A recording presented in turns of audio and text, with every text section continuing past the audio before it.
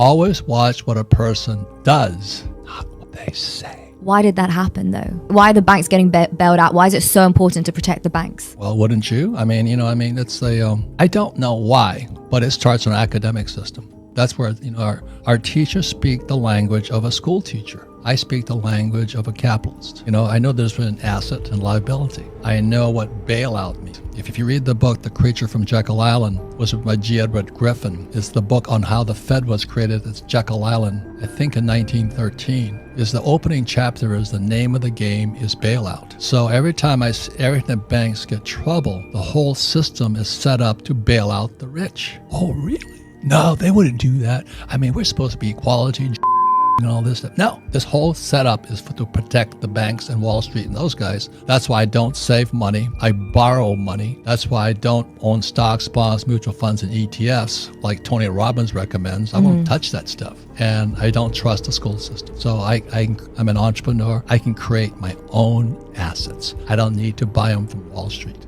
Banks. I don't give financial advice. Okay. I'm always on Fox and all that talking about gold and silver, because gold and silver are God's money. Then there's Bitcoin, which is people's money. And then there's fake money or fiat currency, the US dollar, the pound, the yen, peso. But the most important thing is, I'll say again, money is just a language, just words. And words are free. But until you change the vocabulary in your head and learn the language of money, like if I was going to live in Japan, I'd learn Japanese. I don't speak Japanese. I'm fourth generation. I don't have any plans. I'm not going to move to Japan because their economy is worse than ours. And the people are good people and all that, but I just don't want to live there. Like I don't want to live in Hawaii because it's too woke. I'm down here in Miami. I'm going, I'd rather live here than in Hawaii. It's great here. You should move. But do you know what I'm saying? So I moved out. I moved out of Hawaii, California, Oregon. They're all so left. They're all so academically, politically correct. It's nauseating. I just don't want to be around them. And I'm not saying they're bad people. Please hear what I'm saying. You're entitled. I fought in Vietnam twice as a Marine helicopter pilot. Went down 3 times. I fought for freedom. I didn't fight for Republicans. I didn't fight for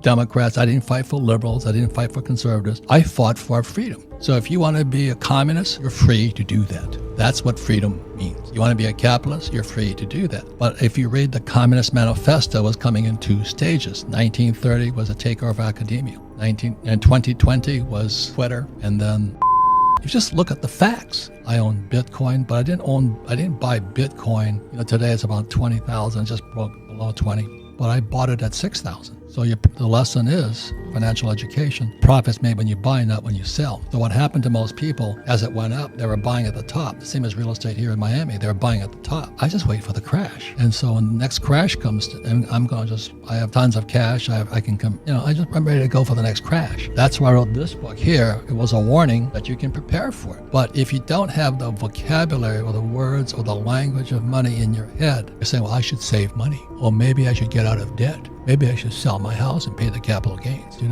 Maybe I should put more money in the stock market, stocks, bonds, mutual funds, ETFs. I don't touch any of them. So what made you pull the trigger and actually buy Bitcoin? What do you like about it? Well, because I took stock trading classes. I don't invest in stocks, but it's called options trading. So I took 3 years of options trading. I didn't like it, but I had to learn how markets go up and down. All markets go up and down. Rich Dad Poor Dad is about market fundamentals, and then there's momentum. All markets go up. The bull goes up the stairs. Yep. The bear comes out the window. We're in a bear right now. Baby's coming down hard. So once I understood how, it's like I was a surfer as a kid in Hawaii. All waves come in sets. So you sit there, nothing happening. All of a sudden, a set of 3 will come through, and it's over. So you're waiting for the wet set, surf, and get out. So the same thing when I'm in any market, whether it's gold or stocks or real estate, I can feel the momentum of the market. And that's what stock trading does. I don't trade stocks because it's capital gains. I don't pay taxes legally. So because of that, but you still have to know the momentum of markets. So I was watching here in Miami, because you're the hot place right now, same as Phoenix. But Phoenix real estate is crashing. Right? It's crashing. Why? Because everybody came in. The same as Miami, it's starting to crash now because too many people came in. So all the losers come in late. That's why I said your timing to get to Miami was good timing. Thank you. Yeah, but it's kind of an instinct. What are the facts? Not an opinion.